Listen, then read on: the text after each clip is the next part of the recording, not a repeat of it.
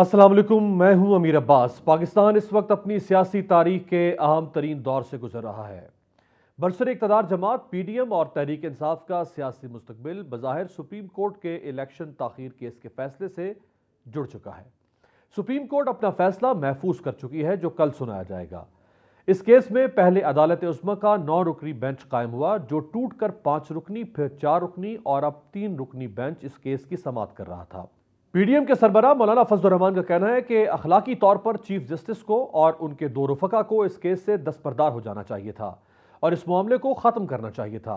1 अप्रैल को वज़ीर-ए-आज़म शहबाज शरीफ की ज़ेर सदारत इत्तेहादी जमातों का इजलास हुआ, जिसमें नवाज शरीफ समेत हुकूमत की इत्तेहादी जमातों के कायदीन और दीगर रहनुमा वीडियो लिंक के जरिए शरीक हुए।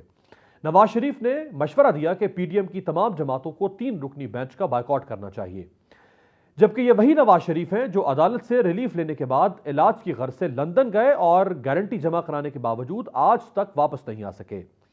इसी तरह 1997 में सुप्रीम कोर्ट में वज़ीर-ए-आज़म नवाज शरीफ के खिलाफ तौहीन अदालत के मुकदमे की समाअत के दौरान मुस्लिम लीग कारकुनों ने अदालत पर धावा बोला था, तो उस वक्त सज्जाद अली शाह चीफ जस्टिस थे। बादअज़ां जस्टिस सज्जाद अली शाह ने अपने एक इंटरव्यू में मियां नवाज शरीफ पर जजों को तकसीम करने समेत संगीन इल्ज़ामात आयद किए थे। अब भी पीडीएम क़यादत मुसलसल चीफ जस्टिस पर दबाव बढ़ा रही है। उनकी जानिब से यह मुतालबा सामने आया कि इलेक्शन ताख़ीर केस में फुल कोर्ट तश्कील दिया जाए। पीडीएम क़यादत ने अदालती कार्रवाई के बायकॉट की धमकी भी दी, लेकिन फिर अपने मौक़िफ़ से पीछे हट गई। आज सुप्रीम कोर्ट में पंजाब और खैबर पख्तूनख्वा में इलेक्शन के अल्तवा से मुताल्लिक केस की समाअत हुई। अटॉर्नी जनरल की जानिब से दरख्वास्त दायर की गई, जिसमें सदा की गई कि चीफ जस्टिस पाकिस्तान उमर अता बंदयाल की सरबराही में 3 रुकनी बेंच ये मुकदमा न सुने। आज समाअत शुरू हुई तो पाकिस्तान पीपल्स पार्टी के वकील फारूक नाइक रोस्ट्रम पर आए और इस सदा की कि मैं कुछ कहना चाहता हूं। चीफ जस्टिस ने कहा कि क्या आप इस केस का हिस्सा बन रहे हैं? क्या आप बायकॉट नहीं कर रहे थे? वकील पीपल्स पार्टी फारूक नाइक ने कहा कि सियासी जमातों को बेंच पर तहफ़्फ़ुज़ात हैं, हमने बायकॉट नहीं किया। सियासी जमातें समझती हैं कि इस पर लार्जर बेंच बनना चाहिए। दौरान समाअत चीफ जस्टिस का कहना था कि कानून किसी को इलेक्शन मुलतवी करने का इख्तियार नहीं देता, अदालत ही इलेक्शन की तारीख आगे बढ़ा सकती है। 1988 में भी अदालत के हुक्म पर इंतखाबात आगे बढ़ाए गए थे। अदालत ज़मीनी हक़ाइक़ का जायज़ा लेकर हुक्म जारी करती है। सुप्रीम कोर्ट में दौरान समाअत इलेक्शन कमीशन के वकील इरफान कादर ने कहा कि पाकिस्तान की सियासी जमातों का मुतालबा है कि फुल कोर्ट बनाना चाहिए। उन्होंने कहा कि इंतखाबात की तारीख देना सुप्रीम कोर्ट का काम नहीं बल्कि इलेक्शन कमीशन का काम है। अदालत पहले यह तय करे कि यह फैसला 3-4 का है या 3-2 का। इलेक्शन कमीशन के वकील ने दलाइल में मजीद कहा कि उनकी नज़र में यह फैसला अक़लियत में है। इंतखाबात में ताख़ीर के हवाले से दौरान समाअत चीफ जस्टिस ने एडिशनल सेक्रेटरी ख़जाना से दरियाफ्त किया कि वो ऐसी कोई दस्तावेज़ बताएं जिसमें तरक्याती मनसूबा 20 अरब रुपए से कम हो। उन्होंने कहा कि दरख्वास्त गुजार के वकील का कहना था कि हुकूमत ने अरकान असम्बली को 170 अरब रुपए दिए हैं। चीफ जस्टिस ने कहा कि तनख्वाहों में 5% कटौती करें और उसका आगाज जजेस से करें। उन्होंने कहा कि 20 अरब रुपए इकट्ठे करना कोई बड़ा मसला नहीं है। दौरान समाअत चीफ जस्टिस ने कहा कि मुसल्लह अफवाज सिर्फ आर्मी नहीं बल्कि फ़ज़ाइया और नेवी भी इसमें शामिल है, और अगर नेवी और फ़ज़ाइया शिद्दत पसंदी से जुड़े किसी मामले में मसरूफ़ नहीं है तो उनको भी इंतखाबात में इस्तेमाल किया जा सकता है। अदालत ने सेक्रेटरी दिफा से कहा कि पंजाब में क्या सूरत हाल है, तो उन्होंने कहा कि ये बहुत हसास मालूमात हैं, इसलिए वो ओपन कोर्ट में जाहिर नहीं कर सकते। पीटीआई के वकील का कहना था कि पोलिंग सिर्फ 1 दिन के लिए होती है और सिक्योरिटी खिदमात के लिए रिटायर्ड फौजियों को भी बुलाया जा सकता है। अदालत ने सेक्रेटरी दिफा से इस्तफसार किया कि क्या आपके पास ऐसी कोई फोर्स है जो ये जिम्मेदारी निभा सके, जिस पर अदालत को बताया गया कि रिजर्व फोर्स है जिसको खुसूसी हालात में तलब किया जा सकता है। इस सारी सूरत हाल पर बात करने के लिए हमारे साथ मौजूद हैं पाकिस्तान के सीनियर नामवर सहाफ़ी, सियासी तज्ज़िया-निगार लगारी साहब, और पाकिस्तान तहरीक इंसाफ से हमें मरकज़ी रहनुमा और साबिक सूबाई वज़ीर हसन खावर साहब ज्वाइन कर रहे हैं। नज़ीर लगारी साहब, फ़ैसला बिलाखिर महफूज हो गया है और कल फ़ैसला सुनाया जाएगा। कल ही सेक्रेटरी दिफा की तरफ से रिपोर्ट भी पेश की जाएगी। आज जो बज़ाहिरन रिमार्क्स अदालत की जानिब से आए उसमें फ़ौज की डिप्लॉयमेंट के हवाले से, यानी फ़ौजी जवानों की डिप्लॉयमेंट के हवाले से अदालत ने जो काउंटर सवालात किए उसमें लग रहा था कि अदालत कोई बहुत मुतमईन नज़र नहीं आ रही है सेक्रेटरी दिफा के आज के बयान के मुताबिक। कल बहरहाल हम इस पर कोई ख़ास राय नहीं दी जा सकती कि कल फ़ैसला क्या आएगा, लेकिन अदालत का मूड क्या लग सकता है अब तक की समाअत को देखते हुए लगारी साहब? एक दोराहे पर हम खड़े हुए हैं। پہلی دفعہ ایسا ہوا ہے کہ سپریم کورٹ ہمیں بالکل ویزیبلی، اس میں کوئی دو رائے نہیں ہے کہ سپریم کورٹ تقسیم نظر آ رہی ہے. اس سے پہلے ہماری سیکورٹی فورسز تقسیم نظر آ رہی تھیں اور لگتا تھا کہ ان کے اندر بہت بڑا کوئی رفٹ موجود ہے اور کچھ لوگ ایک طرف ہیں اور کچھ لوگ دوسری طرف ہیں. یہ تاثر بہت ہی افسوسناک تھا خود اسٹیٹ کے لیے.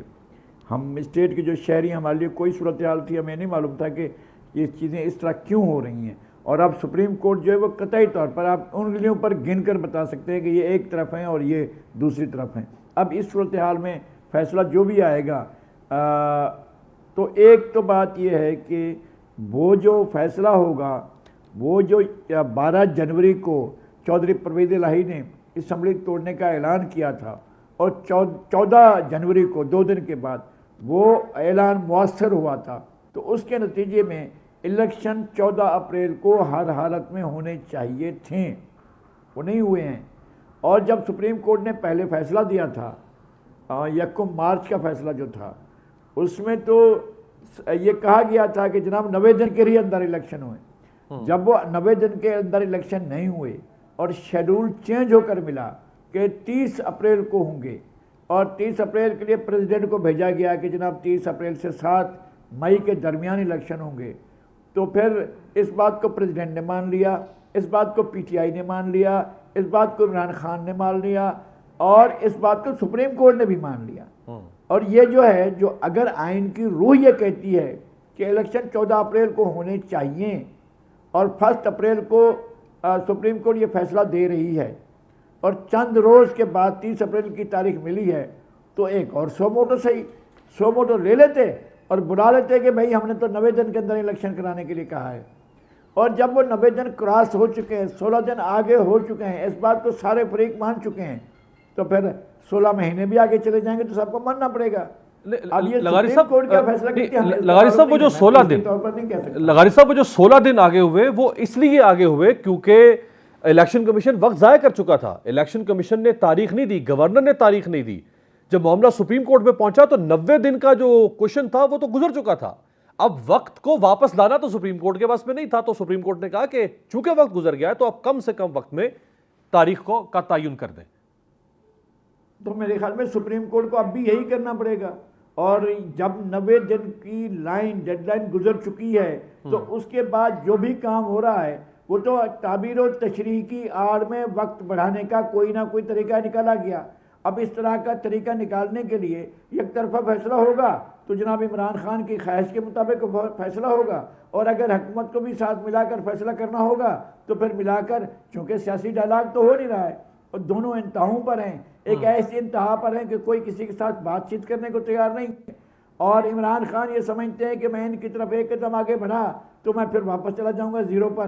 اور وہ یہ سمجھ رہے ہیں کہ ہمارے ساتھ مذاکرات نہیں ہوتے ہیں تو ہم فلیکسیبل نہیں ہو سکیں گے. یہی لغاری صاحب یہی جو مذاکرات والا نقطہ نکلے گا، یہی مذاکرات والا نقطہ حسان خاور صاحب پہلے اس پہ فرمائیے گا کہ یہ تاثر کیوں ہے. جیسے لغاری صاحب کہہ رہے ہیں کہ اگر یہ تاثر ہے کہ عمران خان ساتھ نہیں بیٹھنا چاہتے، عمران خان 2 قدم آگے یا پیچھے ہٹنے کو تیار نہیں ہے، اور وہ صرف حکومت سے مطالبہ کر رہے ہیں کہ حکومت میری شرط کے اوپر آئے، میں حکومت کی شرط پر نہیں آؤں گا، اگر ایسا تاثر ہے تو یہ تاثر کیوں قائم ہو رہا ہے؟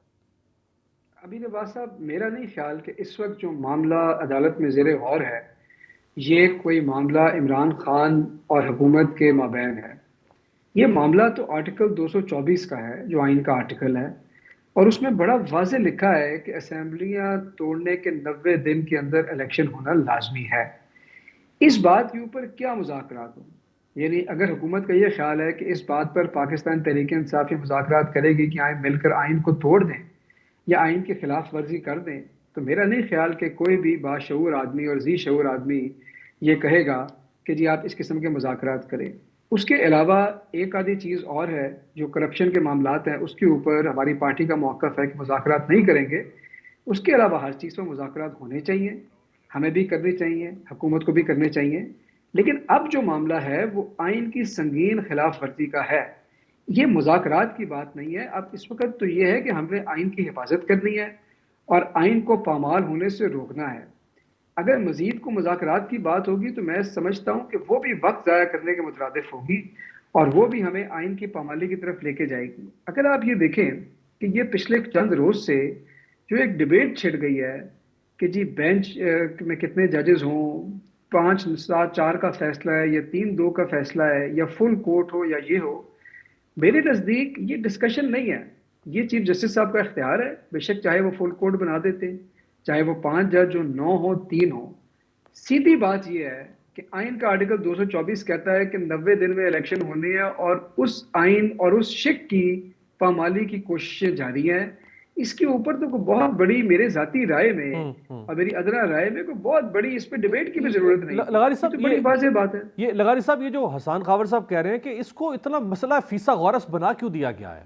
انتخابات 90 دن میں ہونے ہیں, کسی بھی ایڈمنسٹریٹو یونٹ کے عوام کو نمائندگی کے بغیر محروم نہیں رکھا جا سکتا. 90 دن کا وقت ہے, اس میں بھی نہیں ہو رہے, 15 دن اور مل گئے, 5-6 مہینے اور مانگے جا رہے ہیں. سیدھی سی بات ہے, اس کو کیوں الجھا دیا گیا؟ کس نے الجھایا لغاری صاحب؟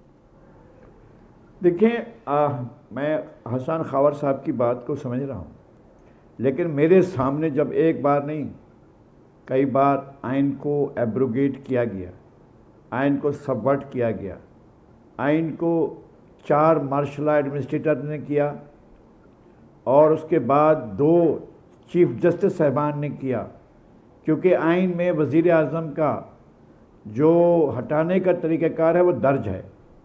اس میں یہ نہیں ہے کہ آپ بلائیں اور اس کو کہیں کہ میں نے آپ کو برخاست عدالت سزا دی ہے اور 23 سیکنڈ کی سزا ہے, جائیں آپ وزارت عظمیٰ کے لیے نااہل ہو گئے ہیں. اگر اس طرح سے نکالا جانا بھی آئین کے مطابق, میرا خیال ہے کہ یہ مارشاء اللہ تھا, عدالتی مارشاء اللہ تھا, جب اس طرح سے ایک وزیر اعظم کو اور پھر دوسرے وزیر اعظم کو ہٹایا گیا. پھر جب فلور آف دا ہاؤس پر آرٹیکل 5 پڑھنے کے بعد آرٹیکل 6 نافذ کیا گیا اور کہا گیا کہ ہم یہ جو عدم اعتماد کی تحریک ہے اس کو مسترد کرتے ہیں, اور یہ اسپیکر کے آفس کی طرف سے کہا گیا. ڈپٹی اسپیکر جو منصب پر بیٹھے ہوتے, اپنی چیئر پر بیٹھے ہوتے, ہاؤس چلا رہے تھے, اس کو کہہ رہے تھے he was abrogating, subverting and suspending the Constitution of Islamic Republic of Pakistan. اس وقت کیا ہوا تھا؟ پھر سپریم کورٹ نے آ کر اتنی وضاحت کی جی آئین کی خلاف ورزی ہوئی ہے. خلاف ورزی ہوئی ہے تو ہم کہتے ہیں کہ یہ ایبروگیشن تھا, سب ورژن تھا. اس پر کیا کارروائی ہوئی ہے؟ کوئی کارروائی نہیں ہوئی. اب کون سی کارروائی ہوئی ہے؟ کچھ بھی نہیں, خود ان کے سامنے ہوا ہے.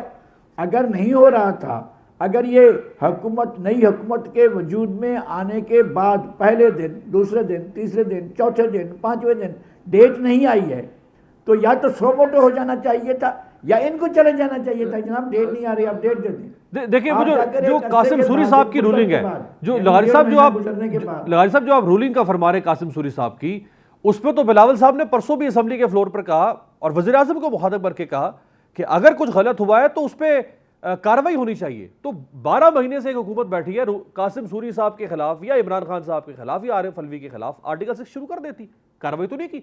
اس کا مطلب یہ تو نہیں کہ اب یہ بھی اگر آئین توڑیں تو ان کو بھی جواز مل گیا اگر انہوں نے توڑ دیا تھا. نہیں, بالکل نہیں. اور وہ جو نہیں کر رہے ہیں, جو بھی کارروائی نہیں کر رہے, وہ آئین کو پرسو نہیں کر رہا ہے, وہ اپنی ایڈجسٹمنٹ دیکھ رہا ہے, چاہے وہ میاں شہباز شریف ہوں, چاہے بلاول بھٹو زرداری ہوں یا صبری زرداری ہوں. اس وقت آئین کی سبورژن ہوئی ہے, آئین کا جو ہے اس کو باقاعدہ ایبروگیٹ کیا گیا, اور ایبروگیٹ کرنے کے بعد جب ہو چکا ہے کارروائی, آپ آئی سپریم کورٹ. اب سپریم کورٹ نے آ کر آئین کی حفاظت کرنے کی ذمہ داری لی, تو جنہوں نے آئین کو توڑا ان کے خلاف کیا کارروائی کی تھی سپریم کورٹ نے؟ اور یہ کہا نا کہ ڈیٹ دے دیں اور جناب فلاں تاریخ کو ہوگی. اس پر بھی کہا جا رہا تھا کہ پارلیمنٹ کے معاملات کورٹ نے اپنے ہاتھ میں لے لیا.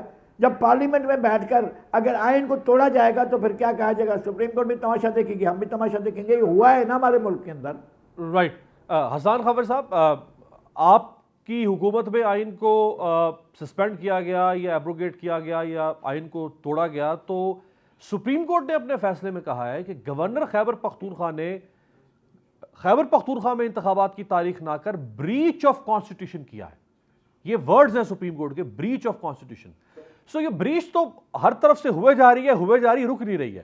اب اگر بریچ آف کانسٹیٹیوشن میں یا ایبروگیشن آف کانسٹیٹیوشن کی سزا جزا میں ہم لگ جائیں گے تو یہ جو انتخابات ہیں یہ تو پھر گئے, یہ تو پھر نہیں ہوں گے. نہیں امیر بات صاحب, سزا تو اگلی بات ہے نا. دیکھیں یہ سمجھنے والی بات ہے. قاسم سوری صاحب نے آئین کے اوپر اپنی دانست میں ایک رولنگ دی, وہ رولنگ سپریم کورٹ میں اس کا نوٹس لیا گیا اور سپریم کورٹ نے اس کو سیٹ اسائڈ کر دیا. جب بھی کوئی چیز سپریم کورٹ کی نظر میں یا بادی نظر میں آئین کے مطابق نہیں ہوگی تو وہ بریچ ہوگی. جب آپ میڈیا کا منہ بند کرتے ہیں تو وہ بھی جو آپ کا آرٹیکل ہے فریڈم آف اسپیچ کا, اس کا بریچ ہوتا ہے. جب آپ کسی کو اس کی مرضی کے بغیر اغوا کرتے ہیں وہ بھی فنڈامنٹل رائٹس کا بریچ ہے. تو بریچ تو جب سپریم کورٹ نے بتا دیا, کیا ہم نے اس وقت ججوں کو برا بھلا کہا یا ہم نے کہا جی ٹھیک ہے؟ یہی ہم کہہ رہے ہیں, اگر کوئی آگے حکومت کارروائی کرنی چاہتی تو اس کا تو ایک پروسیس ہے. آپ کہیں گے یہ میرا فائڈ ہے, یہ ہے. ابھی تو ہم یہ کہہ نہیں رہے کہ آپ کارروائی کریں, ہم تو یہ کہہ رہے ہیں کہ الیکشن کروائیں. حکومت الیکشن آگے نہیں کر سکتی. یہ تو اگلا سٹیپ ہے کہ جن لوگوں نے الیکشن کو ڈیلے کیا, کیا انہوں نے جانتے بوجھتے کیا, کیا میلا فائڈی تھا, کیا ان پہ آرٹیکل 6 کی کارروائی ہونی چاہیے؟ یہ تو بعد کی بات ہے. جو بنیادی مسئلہ اس وقت غور طلب ہے وہ یہ ہے کہ آج الیکشن نہیں ہو رہے اور 90 دن کی جو مدت ہے وہ گزرتی جا رہی ہے. آپ نے یہ بالکل نذیر لغاری صاحب نے ٹھیک کہا جو پچھلے انہوں نے ماضی سے ایگزامپلز دی. دیکھیں جب یہ فیصلہ اسی قسم کا آج سے تقریباً کوئی 60 سال پہلے غالباً وہاں پہ آیا مولوی تمیز الدین کیس میں, تو جسٹس منیر صاحب نے جو فیصلہ اس دن کیا اور نظریہ ضرورت کو پاکستان کے لیگل سسٹم کے اندر انہوں نے متعارف کروایا, تو اس کے بعد اگلے چاروں مارشل لاء کی گراؤنڈ بن گئی. یعنی میرے مطابق تو اس سارے چاروں مارشل لاء کا سہرا جو ہے وہ جسٹس منیر کے سر بنتا ہے. 50 سال پاکستان جو ہے اس فیصلے کا مقروض رہا. آج جو فیصلہ ہونے جا رہا ہے یا کل جو فیصلہ سنایا جائے گا یہ پاکستان کے اگلے 50 سال کو امپیکٹ کرے گا کہ کیا ہم نے آئین کو ماننا ہے کہ نہیں. دو چیزیں اس میں واضح ہونی ہیں. پہلی بات یہ ہے کہ کیا آئین کا آرٹیکل 224 وائلیٹ ہو سکتا ہے؟ اگر 224 وائلیٹ ہو سکتا ہے تو پھر پورا آئین وائلیٹ ہو سکتا ہے, پہلی بات. اور دوسری بات یہ ہے کہ اگر منسٹریز کے خط سے الیکشن کو پوسٹ پون کیا جا سکتا ہے تو ابھی تو اگلے الیکشن جب بھی ہوں گے کبھی بھی کوئی حکمران چاہے گا الیکشن کروانا, بالکل ٹھیک ہے, منسٹری آف فائنانس سے کہے گا خط لکھ دو یار, حسان صاحب ٹھیک ہے, وہ تو انتظامیہ چونکہ حکومتوں کے ساتھ مل جاتی ہے, ایگزیکٹو کے ہاتھوں سے جو بھی ربر سٹیمپ فیصلہ کروا کے عدالتوں کے سامنے رکھا جا سکتا ہے. یہ فرمائیں کہ اگر کل فیصلہ آپ کی توقعات کے اور آپ کی خواہشات کے برعکس آتا ہے, یعنی عدالت کہتی ہے کہ انتخابات ابھی نہیں ہو سکتے, 2 3 4 مہینے آگے جاتے ہیں انتخابات, تو پھر کیا رد عمل ہوگا آپ کا؟ دیکھیں بات یہ ہے, میں تو آپ کو پھر یہ کہوں گا کہ آئین اس کے اندر بہت واضح ہے اور عدالت نے تو انفورس کرانا ہے. عدالت فیصلہ سنا چکی ہوئی ہے, اس فیصلے کو امپلیمنٹ کرانے کی بات ہے. اس وقت جو پوائنٹ آف لا ہے اس پہ سوال نہیں ہو رہا. پوائنٹ آف لا اوریجنل جو بینچ میں تھا انہوں نے ڈیسائیڈ کر دیا. جن لوگوں نے اختلافی نوٹ لکھے انہوں نے بھی آئین کی شق سے اگری کیا کہ جی یہ اپنی جگہ ہے. تو میرے خیال میں تو پوائنٹ آف لا اب ڈیسائیڈ نہیں ہونا, اب تو امپلیمنٹیشن کی بات ہے. دوسری بات یہ ہے کہ ایک سیاسی جماعت کے پاس 2 ہی راستے ہوتے ہیں. ہم کوئی خدا نخواستہ ملیشیا نہیں ہے. سیاسی جماعت یا احتجاج کرے گی یا لیگل کورس آف ایکشن ہے. اگر کوئی ایسا فیصلہ آیا جس کو لیگلی مزید دیکھنے کی ضرورت ہے تو وہ دیکھیں گے, اور ظاہر ہے کہ احتجاج کا اور پبلک انگیجمنٹ کا راستہ کسی بھی سیاسی جماعت کے پاس ہمیشہ کھلا ہوتا ہے. لیکن میری ذاتی رائے میں پوائنٹ آف لا اب ڈیسائیڈ نہیں ہونا, اب صرف امپلیمنٹیشن کی بات ہے. رائٹ. لغاری صاحب, اگر حکومت کے حوالے سے فیصلہ برعکس آ جاتا ہے, یعنی عدالت کہہ دیتی ہے کہ انتخابات کروائیں اور 30 تاریخ کو ہی انتخابات ہوں گے, یا چلے وقت گزر گیا ہم 10 دن اور دے دیتے ہیں, تو حکومت تو پہلے ہی کہہ چکی ہے کہ ہم نہیں مانتے, تو پھر تو تصادم ہوگا. لغاری صاحب میں تو صرف وہ الیکشن مانوں گا جو 14 تاریخ کو ہوں گے. اب 12 دن رہ گئے ہیں, وہ کہیں جی اپنے اسی میں کاغذات نامزدگی جمع کروائیں, اسی میں جا کر کروائیں. 14 تاریخ آخری الیکشن ہوں گے. 14 کے اگر علاوہ 15 میں ہوتے ہیں, 16 کو ہوتے ہیں, 20 کو ہوتے ہیں, 25 کو ہوتے ہیں, 30 کو ہوتے ہیں, اور اگر اور آگے چل جاتے ہیں, مئی میں چل جاتے ہیں, تو میں سمجھوں گا کہ آئین تو ہو چکا ہے, آئین کے ساتھ کھیل ہو چکا ہے. جب ہو چکا ہے تو پھر آپ سارے کے سارے مل کر اس کے ذمہ دار ہیں اور اس کا کچرا بھی خود ہی اٹھائیں. آپ نے کیا کرنا ہے, چونکہ آئین کا مذاق تو اڑایا جا چکا ہے, ایک بار نہیں اڑایا دیا. آئین کا مذاق ہمیشہ اڑایا جاتا رہا ہے, جسٹس منیر سے لے کر. جسٹس منیر کیا تھے؟ Justice Munir Lahore high court کے چیف جسٹس تھے. اس دوران میں اسمبلی کو توڑا گیا.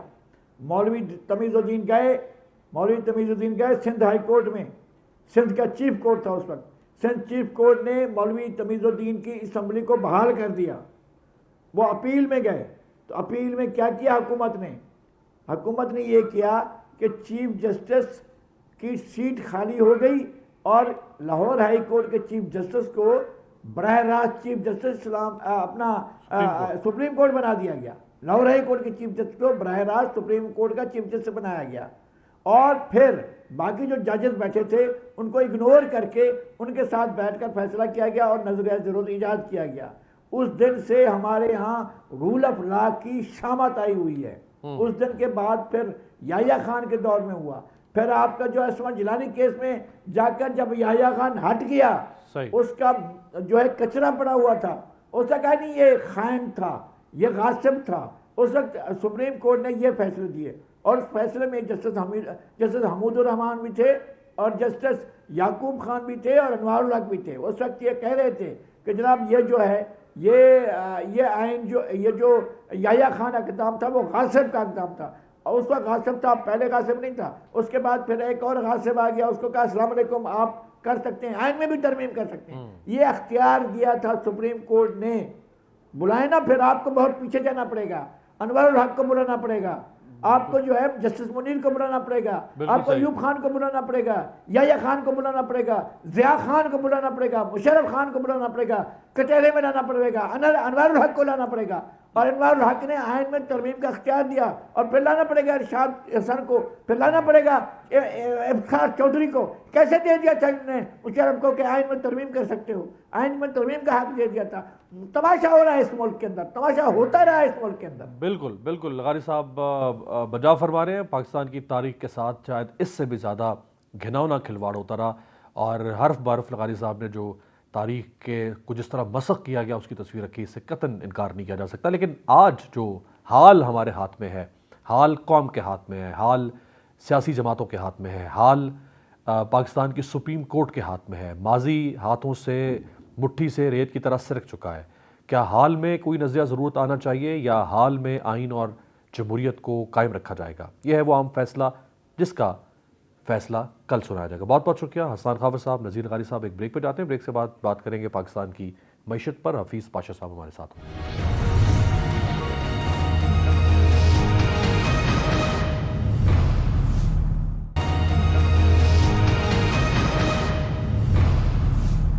بریک کے بعد خوش آمدید. گزشتہ سال اپریل میں تحریک انصاف کی حکومت کی تبدیلی کے بعد 13 جماعتی اتحاد برسر اقتدار آیا اور شہباز شریف وزیر اعظم پاکستان بنے.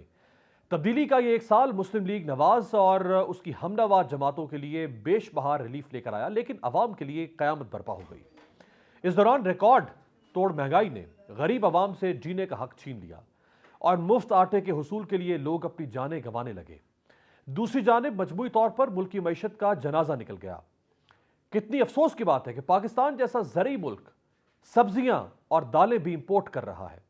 گزشتہ 8 ماہ جولائی تا فروری پاکستان نے 151 ارب روپے کی دالیں اور سبزیاں درآمد کی, جبکہ گزشتہ سال اسی عرصے میں 70 ارب کی دالیں اور سبزیاں برآمد کی گئی تھیں.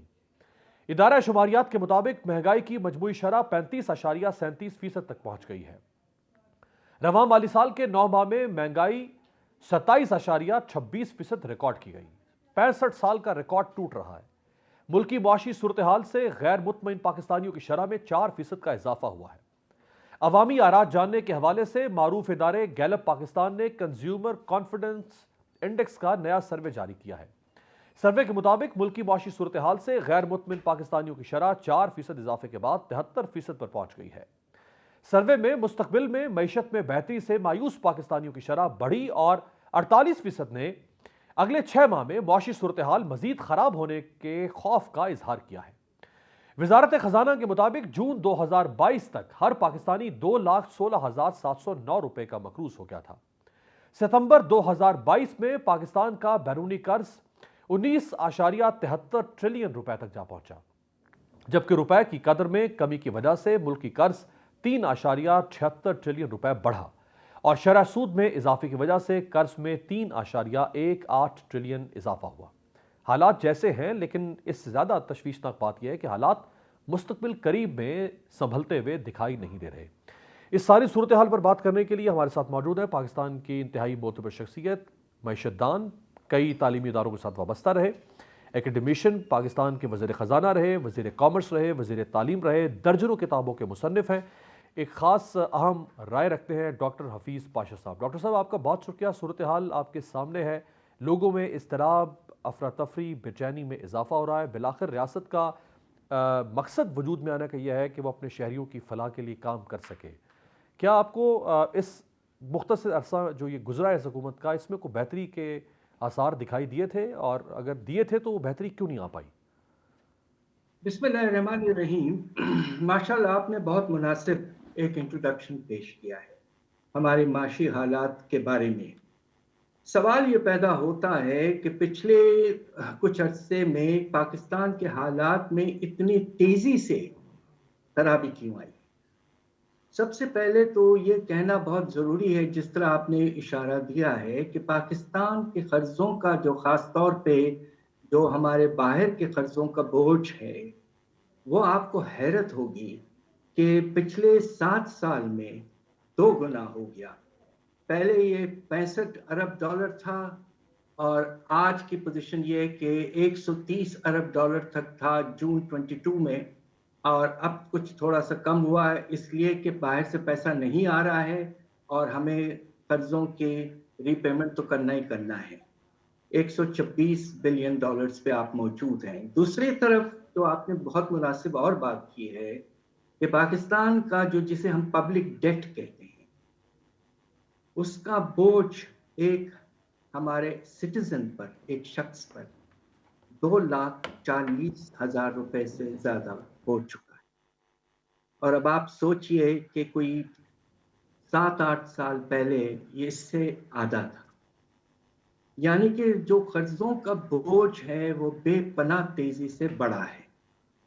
اس کے ساتھ ساتھ جو شارٹ رن میں جو کچھ چیزیں ہوئی ہیں جنہوں نے حالات کو اور خراب کیے ہیں، اور خاص طور پہ افراط زر میں جو اضافہ ہوا ہے، سب سے پہلے جب رشیا یوکرین کی وار شروع ہوئی مارچ میں پچھلے سال، تو اس کے بعد میں کموڈٹی پرائسز آسمان تک چڑھ گئے تھے. آپ کو یاد ہوگا روپے بھی اس وقت گرنا شروع ہو گیا تھا، جی. اور تیل کی قیمت آسمان تک پہنچ گئی تھی.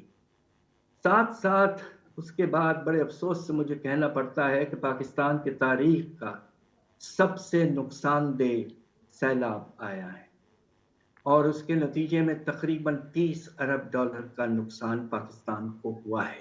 اس وقت آپ یہ دیکھیے کہ کپاس کی فصل 35% کم ہو گئی، اور چاول کی فیصد 28% کم ہو گئی. یہ سب چیزیں ملا لیں، اس پر میری ایک اور گزارش یہ ہے کہ with all due respects to ہماری اس وقت کی حکومت، سپٹمبر کے بعد میں جو پالیسیز فالو کیے گئے ہیں وہ کچھ حد تک نامناسب اور غلط ہے. خاص طور پہ یہ جو آپ نے ایل سیز کو بے شمار انڈسکرمنیٹلی اور without any clear policy guide line آپ نے روکنا شروع کر دیا. اور جبکہ ایک مناسب پالیسی یہ ہوتی کہ آپ ایکسچینج ریٹ کو استعمال کر کے ایک ریشنل طریقے سے کمی لاتے امپورٹس میں. اس کے نتیجے میں بے شمار شارٹیجز پیدا ہو گئے ہیں. اب آپ یہ دیکھیے کہ آپ نے جس طرح کہا کہ کھانے پینے کے اشیاء کی امپورٹ، اب ہمیں پاکستان کو اس سال 3 سے 4 ملین ٹن کی ضرورت ہے اور ویٹ کی، اور ابھی تک ہم نے 500,000 ٹنز بھی نہیں کیا. دوسری طرف کپاس کی اس وقت ریکارڈ ضرورت ہوگی اگر آپ کو اپنے ٹیکسٹائل سیکٹر کو چلانا ہے اور ایکسپورٹ کرنا ہے. اس میں آپ کو تقریباً 60 لاکھ بیل اور امپورٹ کرنے پڑیں گے. ان کے لیے آپ کے پاس ڈالرز نہیں ہیں. ڈاکٹر صاحب نہ یہ جو جس طرح فرما رہے ہیں، نہ ان چیزوں کے لیے، نہ گندم کے لیے ڈالر ہے، نہ کپاس کی بیلز کے لیے ڈالر ہے، نہ جو را مٹیریل باہر سے آنا ہے انڈسٹریز کے لیے ان کے لیے ڈالر ہیں. 330 کے قریب جو اب یونٹس ہیں موبائل اسمبلنگ پلانٹس پاکستان میں، وہ بند ہو چکے ہیں. 20,000 لوگ انہوں نے ان امپلائڈ کر دیے ہیں. کاریں بنانے والے پلانٹس جو ہیں وہ بند ہو رہے ہیں. یہ اس چیز کا احساس حکومت کو کیوں نہیں ہو پا رہا کہ ایل سی اس کو بند کرنے سے معاملات تو نہیں ٹھیک ہو پا رہے؟ بات دراصل یہ ہے کہ ہمیں یقیناً اپنے درآمدات کو کنٹرول کرنا تھا، بٹ اس کا مناسب طریقہ یہ ہوتا ہے کہ آپ کے پاس جو ہتھیار ہیں ایکسچینج ریٹ یا کچھ حد تک انٹرسٹ ریٹس وہ استعمال کریں، یہ نہیں کہ آربیٹریلی آپ جس کو چاہیں روک دیں، جس کو چاہیں آنے دیں. اور اس وقت کراچی پورٹ میں ابھی بھی کنٹینرز اتنے ہیں کہ تقریباً مال جو ہے تقریباً $2 ارب تک کا پھنسا پڑا ہے. بات دراصل یہ ہے کہ مجھے بہت افسوس سے کہنا پڑتا ہے کہ ہم نے جو ریسرچ کیا ہے کہ خدا نخواستہ پاکستان میں پچھلے سال کو جون کے بعد سے آج تک تقریباً 20 لاکھ لوگ اور بے روزگار ہو چکے ہیں اور غربت کے 20 لکیر لاکھ کے لوگ نیچے اور بے روزگار ہو جائیں گے؟ ہو چکے ہیں ہیں تقریباً. یعنی کہ اس وقت آپ کا جو انمپلائمنٹ کا ریٹ ہے تاریخ کا سب سے بلند لیول پہ ہے 10.5%. کبھی اتنا ہائی نہیں پہنچا تھا. اور اس سے زیادہ مجھے افسوس سے کہنا پڑ رہا ہے کہ پاکستان میں جو غربت کا لیول ہے، اب آپ یہ دیکھیے جب کھانے پینے کی اشیاء کی قیمتیں 50% بڑھی ہیں تو اس کے نتیجے میں تو غربت کی لکیر جو ہے وہ تو اوپر چلی گئی ہے، اور جو لوور مڈل کلاس کا طبقہ ہے وہ سب نیچے چلے گئے ہیں پاورٹی لائن کے. اور ہمارا اندازہ یہ ہے، مجھے بہت افسوس ہوتا ہے کہتے ہوئے، کہ تقریباً 2 کروڑ اور لوگ غریب ہو گئے ہیں پاکستان میں. اور خطرہ اس بات کا موجود ہے کہ جس طرح افراط زر میں اضافہ ہوتا جا رہا ہے، ادارے بند ہو رہے ہیں، روزگار میں اضافہ ہوتا جا رہا ہے، تو یہ بڑھتا جائے گا. اور ایک وقت ایسا آئے گا جسے کہتے ہیں کہ پاکستان تقریباً سٹینڈ سٹل پہ کھڑا ہو. انتہائی تشویشناک صورتحال ہے جس کا آپ اظہار کر رہے ہیں. آپ کی اجازت سے یہاں ایک بریک شامل کرنا چاہوں گا. بریک سے واپسی پہ IMF کے ساتھ جو معاملات رکے ہوئے ہیں ابھی تک حکومت کے، اور ٹارگیٹڈ سبسڈی دینے کا نظام پاکستان کیوں نہیں بنا سکا، جس طرح لوگوں کی عزت نفس مجروح کی جا رہی ہے آٹے کی قطاروں میں کھڑا کر کے. ایک بریک کے بعد ڈاکٹر صاحب کی ماہرانہ رائے.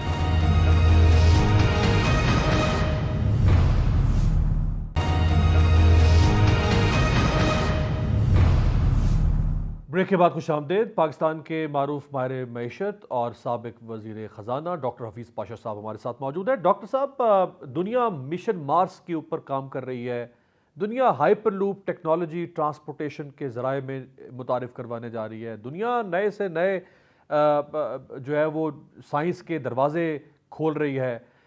ہم ایک ایٹمی ریاست ہوتے ہوئے لوگوں تک ٹارگیٹڈ سبسڈی یا جن لوگوں تک آٹا پہنچانا ہے وہ پہنچانے کا نظام نہیں بنا سکے. ہم آٹے کا بھرا ہوا ایک ٹرک لا کر کھڑا کر دیتے ہیں، اس میں 100 بوریاں آٹے کی ہیں، 500 لوگ یا 900 لوگ سامنے کھڑے ہوئے ہیں، وہ جھپٹ پڑتے ہیں. ہم 75 سال میں ٹارگیٹڈ سبسڈی دینے کا نظام تک نہیں بنا سکے اس ملک میں. اس پر تو ہمیں بے پناہ افسوس کرنا چاہیے. دیکھیے، جب ہم دیکھتے ہیں کہ ہمارے ملک کے جو ہمارے بہن ہیں یا مامتا ہیں، یا آپ دیکھیے کہ جو یہ بیٹیاں ہیں وہ بیچاری جاتی ہیں لینے کے لیے آٹا، اور جس طرح سے ٹریمپل کیا جاتا ہے. اور اب آپ دیکھیے کہ کل ہی میرے خیال سے کچھ 6-7 اس طرح کے ایسے ہوئے ہیں ڈیتھس. دیکھیے، ایک وقت ایسا تھا جب پاکستان نے ایک بہت اچھا قدم لیا تھا، اور وہ تھا جسے ہم بے نظیر انکم سپورٹ پروگرام کہتے ہیں. پچھلی حکومت نے آ کر اس کا نام تو بدل دیا مگر اس کو قائم رکھا.